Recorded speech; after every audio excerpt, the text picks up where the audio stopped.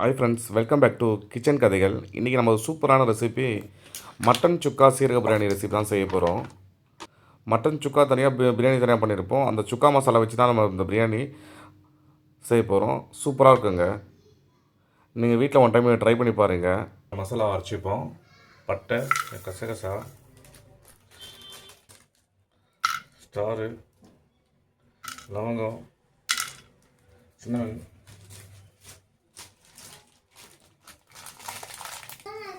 கொஞ்சம் கடல் பாசி,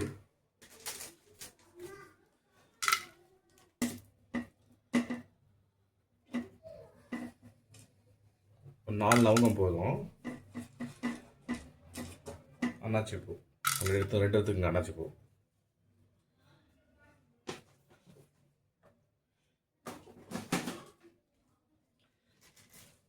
ஏலக்காய் ஒரு 3,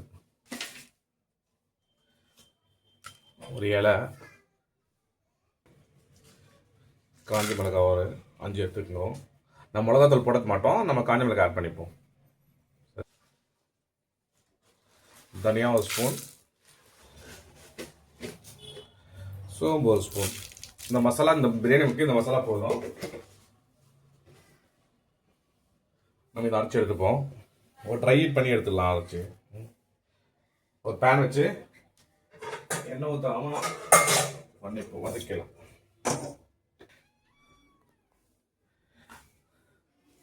ஒரு பேனில் நம்ம அரைச்சி இப்போ நம்ம எடுத்துகிட்ட மசாலா வச்சுருக்கோம். அதை நம்ம கொஞ்சம் வறுத்துப்போம்.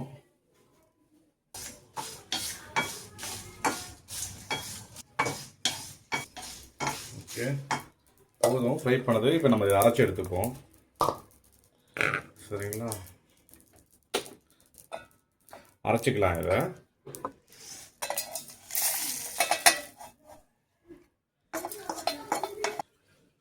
பிரியாணிக்கு ஏன்னா நம்ம பேஸ்ட் அரைச்சிட்டோம். நல்லா பேஸ்ட் அரைச்சிக்கோங்க. இப்போ இஞ்சி பூண்டு பேஸ்ட்டு. சரிங்களா, நம்ம எல்லாம் ஒன்றா வச்சிடலாம். கொத்தமல்லிலாம் அரைச்சி தான் செய்ய போகிறோம். கொத்தமல்லி,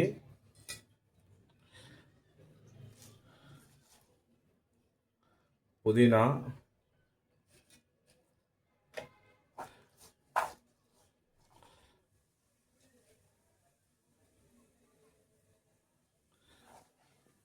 இஞ்சி. 1 கிலோ பிரியாணிக்கு வந்து நீங்கள் அளவு சொல்லிடுறேன், பார்த்துக்குங்க.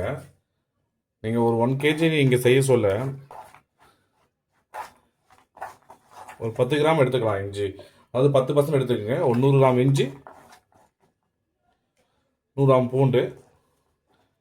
மேக்ஸிமம் அதுக்கு மேலே போட்டால் அந்த ஃப்ளேவர் ரொம்ப அதிகமாக தெரியும்.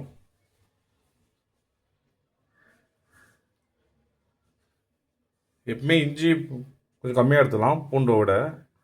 அதனால் நீங்கள் 100 கிராம் பூண்டு, ஒரு 75 கிராம் இல்லை 50 கிராம் இஞ்சி எடுத்துக்கோங்க, கரெக்டாக இருக்கும். வெங்காயம் வந்து 1 கிலோ அரிசிக்கு நீங்கள் போட்டு செஞ்சீங்கன்னா ஒரு 400 கிராம் வெங்காயம் போட்டுக்கோங்க. தக்காளி ஒரு 1/4 கிலோ போட்டுங்க, போதும்.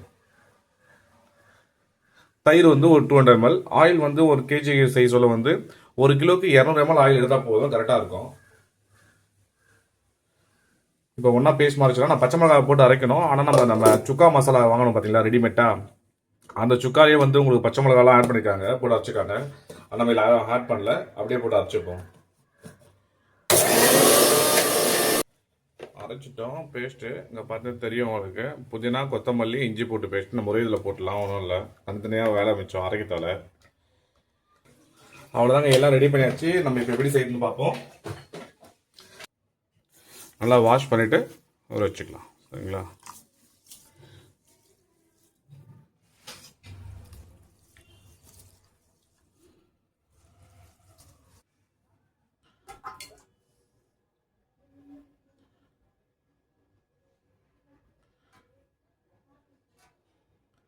தெரியும். 200 ஆட் பண்ணிக்கலாம்.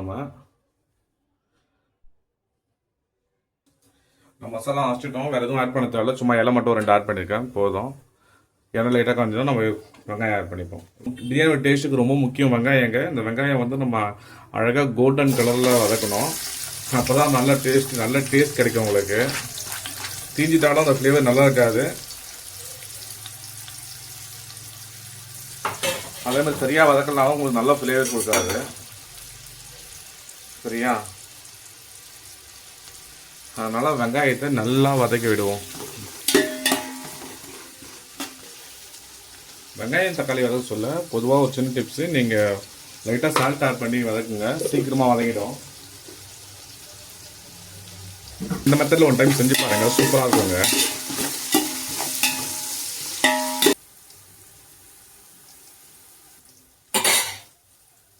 இப்போ நம்ம ஆல்ரெடி வந்து நம்ம பேஸ்ட் அரைச்சி வச்சுருக்கோம். இஞ்சி பூண்டு புதினா கொத்தமல்லி இதை ஆட் பண்ணிப்போம். இது ஆயிலே வளர்த்தனால அந்த க்ரீன் கலர் ஒன்றும் பிடிக்காதுங்க அதில். சரியா? அடுப்புக்கு சிம்மில் வச்சுப்போம்.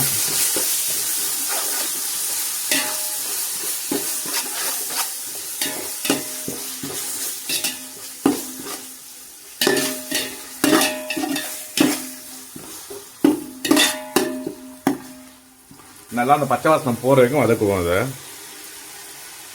மஞ்சள் தூள் லைட்டாக ஒரு பிஞ்ச் போட்டுப்போம். ஸோ லைட்டாக ஒரு பிஞ்ச் போட்டால் போதும்.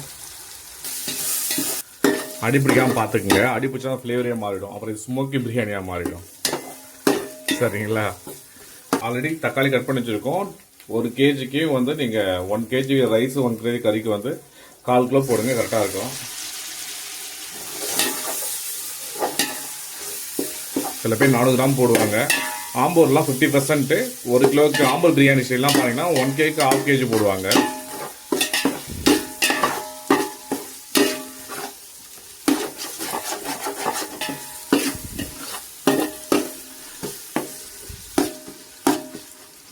இப்போ ஆல்ரெடி நம்ம வந்து அதுக்கு மசாலா அரைச்சி வச்சுருக்கோம், பிரியாணி மசாலா. அதை ஆட் பண்ணிப்போம் அந்த பேஸ்ட்டு.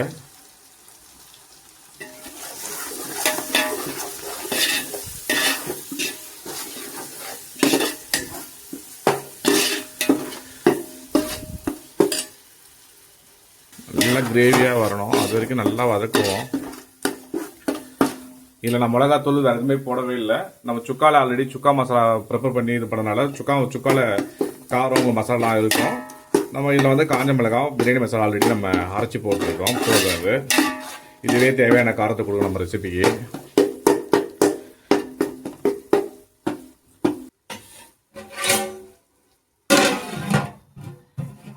எண்ணெயில் மசாலா நல்லா வரணுங்க.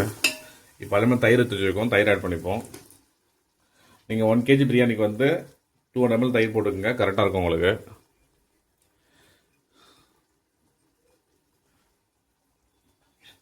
நல்லா மிக்ஸ் பண்ணி விட்டுக்கலாம்.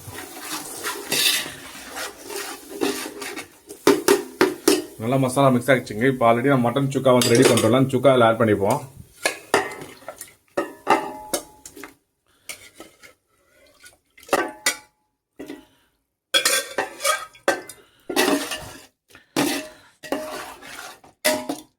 நல்லா மிக்ஸ் பண்ணி விட்டுருக்கோம். நம்ம ஆல்ரெடி சுக்கா 2 ரெடி பண்ணி வச்சுருந்தோம், சுக்கா மசாலா வேக வச்சுருந்தோம். அந்த மட்டன் ஆட் பண்ணிட்டோம். நல்லா அந்த மசாலாவில் மட்டன் கொஞ்சம் வேகட்டும். நம்ம 4 விசில் தான் போட்டிருந்தோம். மட்டன் பிரியாணி எப்பவுமே ரொம்ப சாஃப்டாக இருக்கணும், மீட்டுக்கு ஃபைனலாக அப்போ சாஃப்டாக ஃபீல் இருக்கும். 3 கிளாஸ் வச்சுருந்தோம், 1க்கு 1.5 வச்சுக்கோங்க. அப்போ வந்து நான் 1க்கு நீங்கள் 4.5 காபடி தண்ணி வச்சா கரெக்டாக இருக்கும். நான் 1 ஊற்றிடுறேன். இப்போது 4, 3க்கு 4.5 வச்சா கரெக்டாக இருக்கும். 4.5. இப்போ நல்லா மிக்ஸ் பண்ணிவிட்டு நம்ம செக் பண்ணிப்போம் வண்டி காரம் உப்புலாம் கரெக்டாக.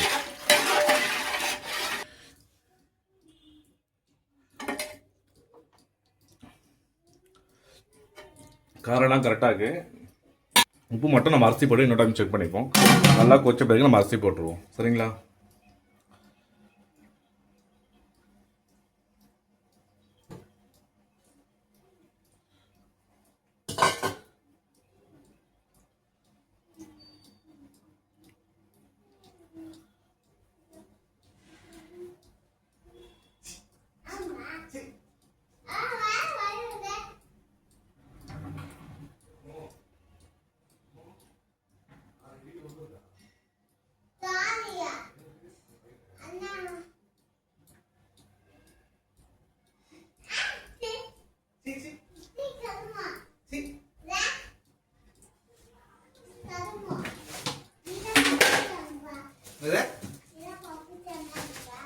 நான் ட்ரெஸ் போட்டிருக்கேன், நீ தானே ட்ரெஸ் போட பார்த்து. Good night.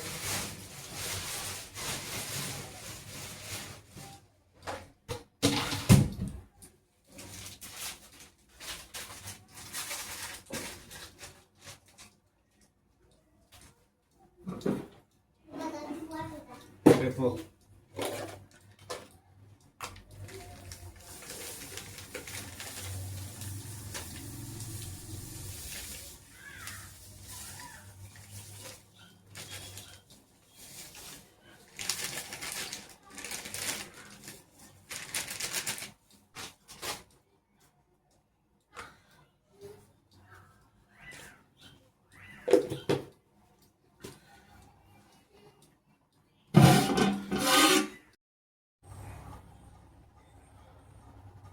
அரிசி ஆட் பண்ணியாச்சு. நம்ம நல்லா மிக்ஸ் பண்ணி விட்டுப்போம்.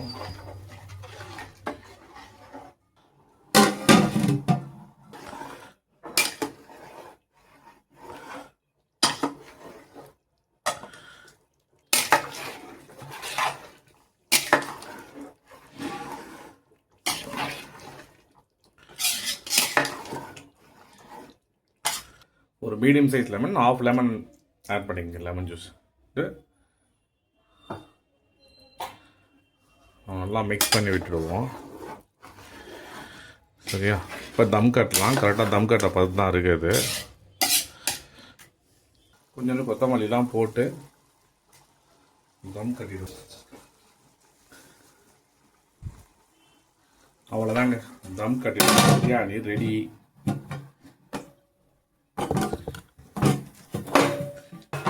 தம் கட்டுறதுக்கு நல்லா ஹை ஃப்ளேமில் ஒரு தோசை கல் வச்சுருங்க. ஒரு 10 மினிட்ஸ் ஹை ஃப்ளேம் வச்சுக்கோங்க. தம் கட்டுறதுக்கு நல்லா ஒரு ஒயிட்டான பாத்திரம் இல்லை ஒரு பெரிய பாத்திரம் தண்ணி பிடிச்சி ஃபுல்லாக வச்சுக்கோங்க. போதும். ஒரு 10 மினிட்ஸ் ஹை ஃப்ளேமோ ஒரு 5 மினிட்ஸ் லோ ஃப்ளேம் வச்சு ஒரு 20 மினிட்ஸ் தம் கட்டுங்க. சூப்பரான பிரியாணி ரெடி ஆகிடுங்க. தம் இறக்கிடுவோம். 20 மினிட்ஸ் ஆயிடுச்சு. சரியா? இப்போ தம்மை ஓப்பன் பண்ணலாமா?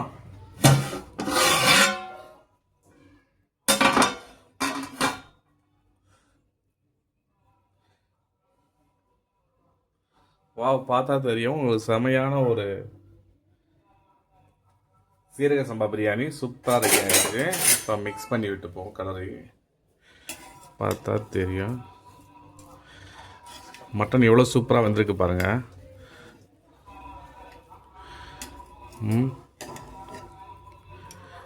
இங்கே பார்த்தா தெரியும் உங்களுக்கு.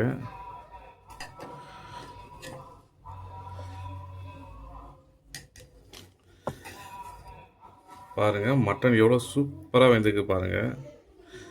நல்லா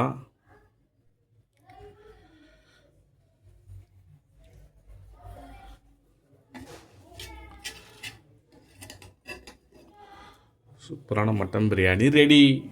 ஃப்ரெண்ட்ஸ், இந்த மாதிரி நீங்களும் ட்ரை பண்ணி பாருங்கள். நம்ம சேனலில் இந்த மாதிரி நிறைய வீடியோ போட்டுக்கோம் பாருங்கள். உங்கள் ஃப்ரெண்டுக்கு ஷேர் பண்ணுங்கள். இதுக்கும் சப்ஸ்கிரைப் பண்ணலாம். நம்ம சேனலை சப்ஸ்கிரைப் பண்ணுங்கள், லைக் பண்ணுங்கள், ஷேர் பண்ணுங்கள். இந்த மாதிரி புது புது ரெசிபி பார்க்கணுமா நம்ம சேனலை ஃபாலோ பண்ணுங்கள் ஃப்ரெண்ட்ஸ். இந்த பிரியாணி வழக்கமான பிரியாணியோட கொஞ்சம் டேஸ்ட்டாக இருக்கும். எப்பயுமே ஒரே மாதிரி பிரியாணி சாப்பிட்டா போர் அடிக்குதா? இந்த மாதிரி டிஃப்ரெண்ட் பிரியாணி ட்ரை பண்ணி பாருங்கள். வீட்டில் எல்லோரும் கண்டிப்பாக சூப்பராக இருக்குன்னு சொல்லுவாங்க. வெங்காயம், வெள்ளரிக்காய், கேரட் போட்டு சூப்பரான ஒரு தயிர் பச்சடி சரிங்க. சூப்பராக இருக்கும். கொத்தமல்லி. இப்போ தயிர் ஆட் பண்ணிப்போம். சூப்பரான ஒரு தயிர் பச்சடி ரெடி ஆயிடுச்சு ஹோட்டல் ஸ்டைலில். நல்லா வெஜிடபிள்லாம் போட்டு இந்த மாதிரி நீங்கள் தயிர் பச்சடி போடுங்க. வெறும் ஆனியன் மட்டும் போட்டு சாப்பிடாதீங்க. இந்த மாதிரி பண்ணால் சூப்பராக இருக்கும். கொஞ்சம் உப்பு ஆட் பண்ணிப்போம். உப்பு எப்பயுமே தயிர் பச்சடி ஆட் பண்ண சொல்ல பிரியாணியில் எவ்வளோ உப்பு இருக்கோ அதுக்கேற்ற மாதிரி ஆட் பண்ணால் நல்லாயிருக்கும். பிரியாணியில் உப்பு அதிகமாக கொஞ்சம் இருந்துச்சுன்னா, கொஞ்சம் லைட்டாக இருந்துச்சுன்னா நீங்கள் தயிர் பச்சடியில் உப்பு கொஞ்சம் கம்மியாக போட்டுக்கலாம். இல்லை உப்பு கொஞ்சம் அதில் கம்மியாக இருந்துச்சுன்னா நீங்கள் இதில் கொஞ்சம் உப்பு ஒரு கல் சேர்த்துக்கலாம். சரிங்களா?